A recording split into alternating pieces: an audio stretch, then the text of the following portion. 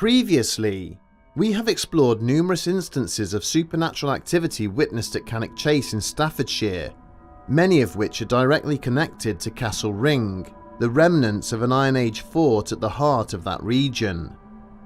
This week, we journey to another such site, located 200 miles away in southeast England, known for similar disturbing occurrences. Join us as we delve into the Curse of Clapham Wood. I've got some disturbing news for you guys. AT&T recently revealed that over 73 million customer records, both existing and former customers, were released on the dark web.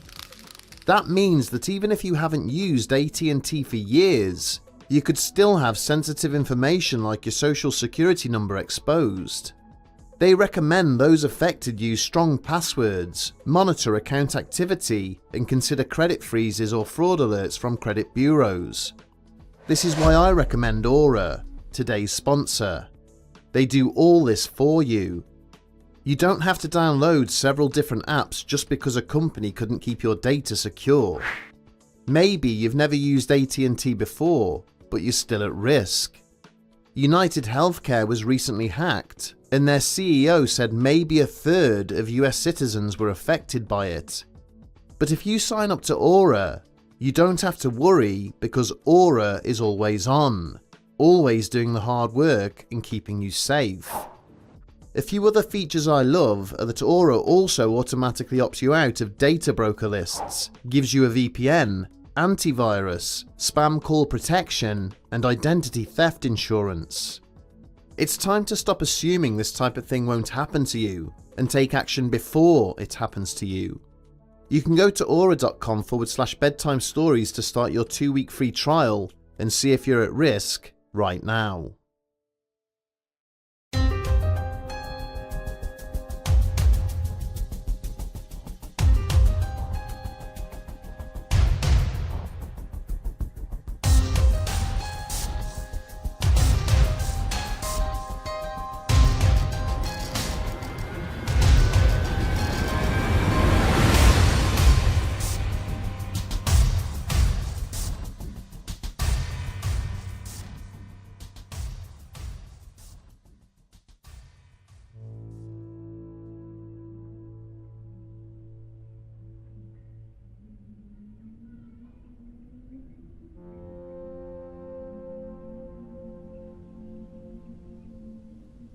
The small village of Clapham is located on the outskirts of the coastal town of Worthing in the English county of West Sussex.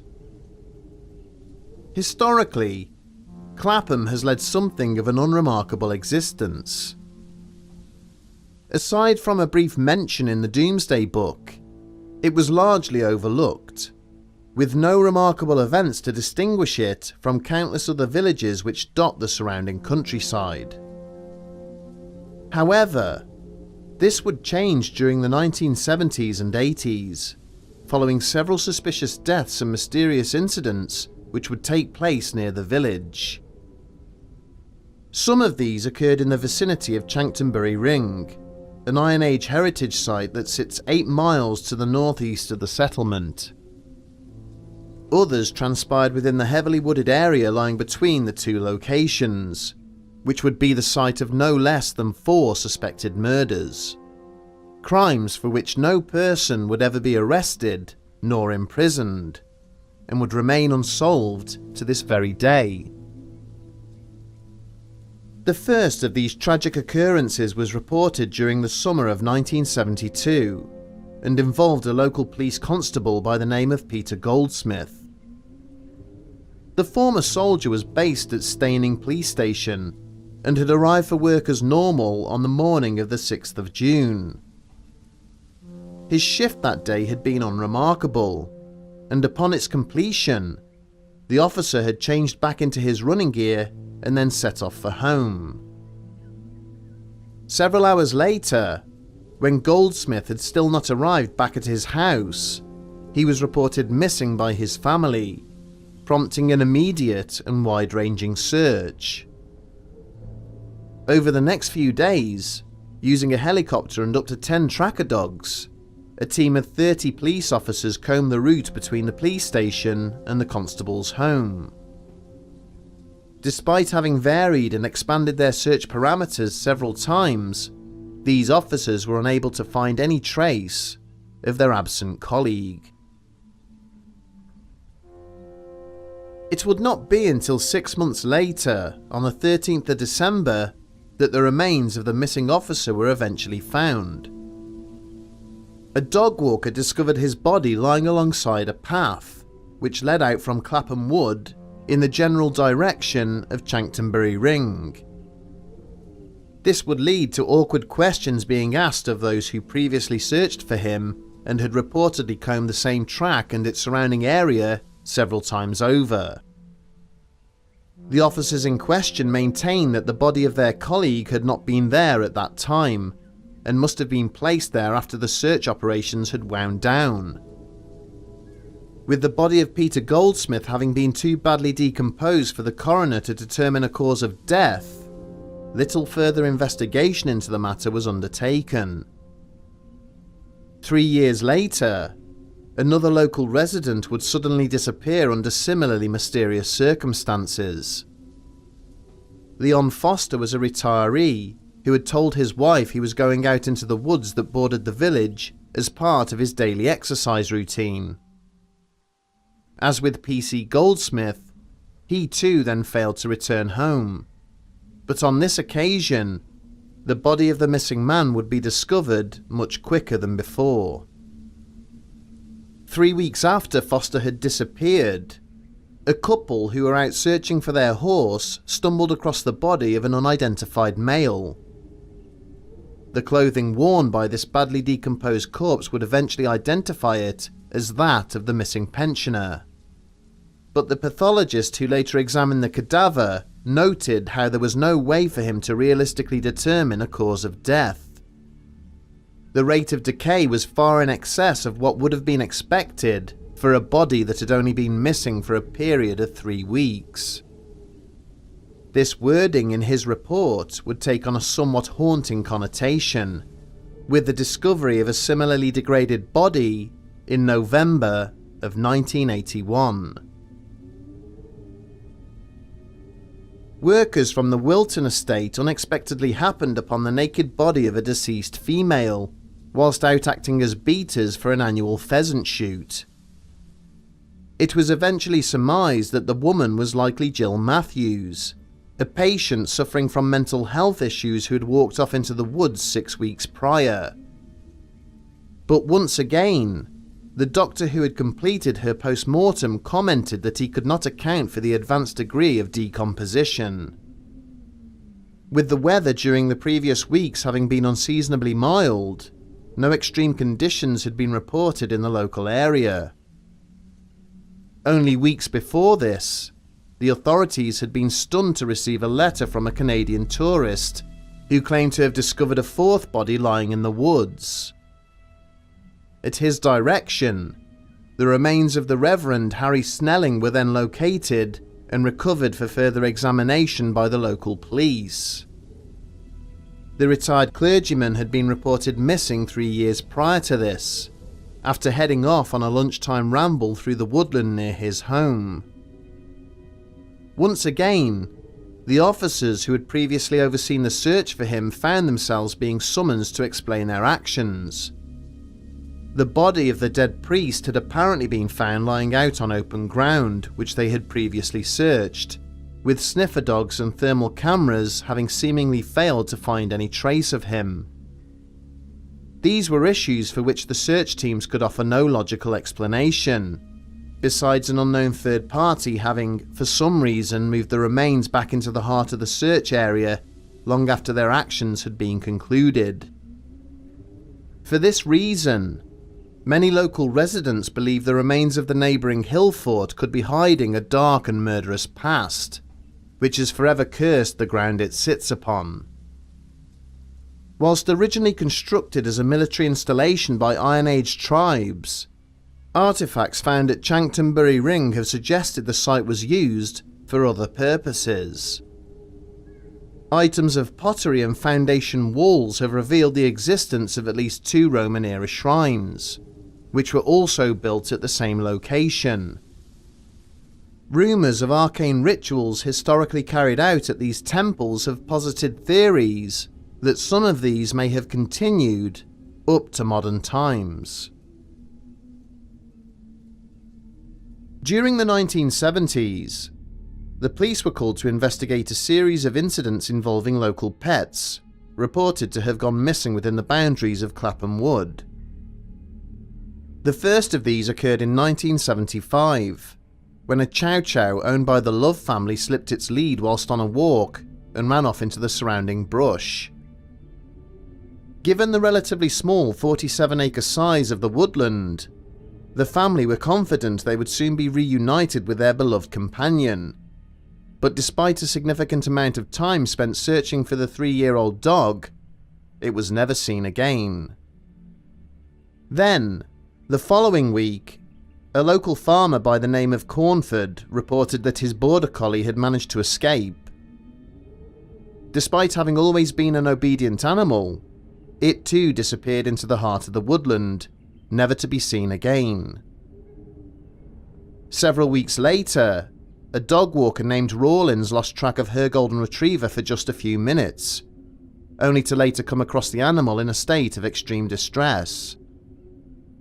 Having rushed it to the local vets, she was informed that her pet was now inexplicably paralysed from the hips down and had seemingly gone blind. Many tests were carried out, but nothing was found which might have explained the dog's affliction. Local historian Charles Walker later claimed to have proven that all 3 animals had been abducted and tortured by a cabal of local devil worshippers, even going as far as to show reporters underground lairs that had been dug by these Satanists, and alleging he had met one of them in person for an interview. The anonymous figure he spoke with claimed the dogs had been sacrificed to Hecate, the goddess of witchcraft. Dating back to 1228, this same entity is also referenced in the text of a story relating to the woods, which describes how a local landowner named Robert Le Falconer failed to obtain a petition he desired from the local parson.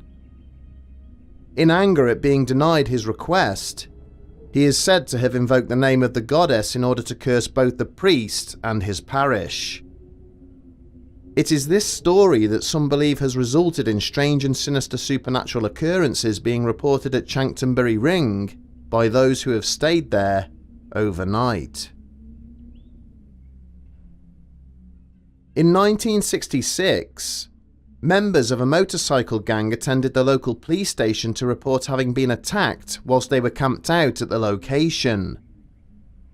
The group had taken their girlfriends up to the site and then made a rudimentary camp in which they intended to stay for the evening. But at roughly 2 AM, their conversation was suddenly interrupted by a loud and forlorn howling sound emanating from the nearby woodland. As the group turned to try and identify the source, they could make out a solitary silhouette moving slowly back and forth along the tree line before them. This figure would occasionally cry out or shriek as if in pain, but would then retreat further into the trees if any of the group tried to approach it.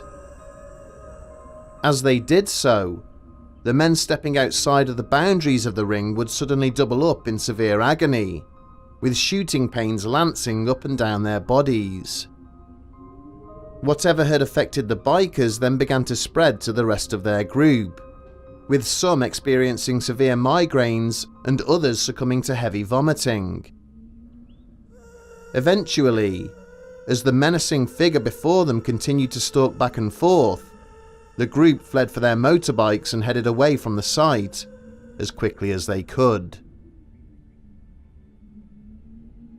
The writer Robert Macfarlane records having slept out at the site during the 1990s, only to suddenly and unexpectedly be roused from his slumber by a shrill sound. As he strained his ears to figure out what it was that had awoken him, he suddenly heard a piercing scream in the skies above. Initially believing this to have been a bird, He was chilled to his very core when the scream had sounded again directly above him, recognizing it as that of a human female. For the next 15 minutes, a dark humanoid form swooped through the skies above, howling in an apparent mixture of sorrow and rage. At one point, it seemed to part itself into two separate masses that screeched and screamed in an identical manner until they collided and were once again joined together. Then the two entities were gone, rising up into the heavens and leaving the lone witness behind in their wake, with only the memory of their pitiful cries for company. Of course, no story of haunted or cursed woodland would be complete without at least some accounts of bizarre lights witnessed in and around the area. Perhaps unsurprisingly, the unexplained deaths of the 4 people found within Clapham Wood have been linked to reported UFO sightings from around the same time period. One evening during the summer of 1967, a local resident named Paul Glover was walking with a friend across Clapham Downs when they caught sight of a strange aerial object. Both witnesses would describe this aircraft as being completely black, shaped like a large boomerang, and remaining completely silent as it moved through the skies towards them. A minute later, after it had passed directly over the pair and was now heading away from them, this large vessel then disgorged 2 smaller craft. Neither of the watching men could make out the exact shape of these objects, which presented very differently from their originator, instead resembling masses of pure bright light. These 2 shining orbs cannoned around the skies below the larger craft for several minutes, at one point seeming to transfer a smaller dark object between one another. Having by now drifted further away from the witnesses, several more lights then appeared until there were 6 in total, which darted about before all then disappeared. 5 years later, a telephone engineer driving home one evening along Findon Road was startled to see a strange light circling above his vehicle. Bringing the van he was driving to a halt, the engineer peered up into the night sky, suddenly realizing the source of this light was a large glowing disc. This object had initially been hovering quite close to the road, but immediately increased its altitude as the van it was apparently stalking had halted. Continuing to circle slowly above him, the unknown flying craft then began to emit a series of bright beams of light, strobing the encompassing woodland. This bizarre and haunting light show would continue for several minutes, before the object then shot off at incredible speed. 5 more years would pass by with no additional UFO sightings until August of 1977, when one final incident would take place. A witness named Dave Stringer had gone out for a nighttime walk in the woods, only to catch sight of a strange light shining through the trees directly ahead of him. Coming to a halt, Stringer waited and watched as the unknown light source gradually increased in intensity and then began to rise up through the forest. Moments later, a disc-shaped object roughly the size of a family car appeared directly above the tree line, emitting a soft pulsating glow as it did so. The speed at which this craft was moving began to increase rapidly until it was shooting vertically up into the sky above the woods. At once it disappeared from sight inside a much darker and imposing mass that had now emerged from the clouds above it. A looming and half-hidden larger craft then moved back into the clouds it had emerged from, disappearing completely. There are a stark number of parallels between the shocking events that have taken place in the vicinity of Clapham Wood and those reported at Cannock Chase. Both locations feature heavily wooded areas which are largely undisturbed by human activity and are situated in close proximity to the remains of Iron Age hill forts. Theories in relation to the mysterious incidents which have been reported in rural Staffordshire centre largely upon modern-day conspiracy theories and extraterrestrial visitors.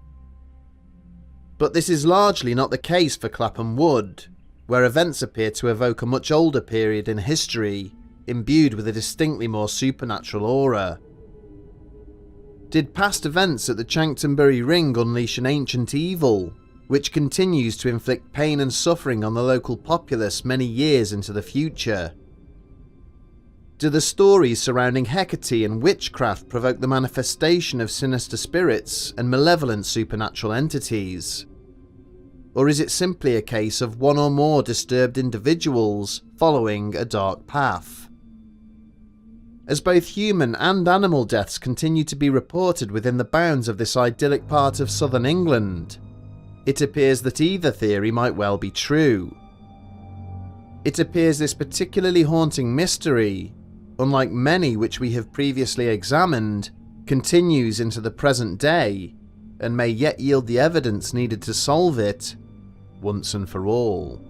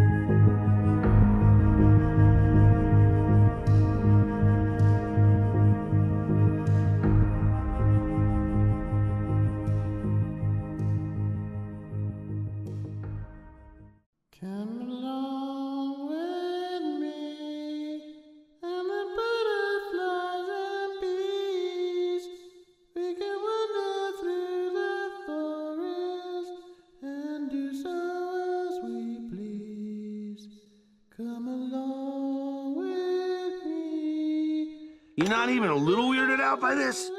What? Nah, man. Nice. There's an everlasting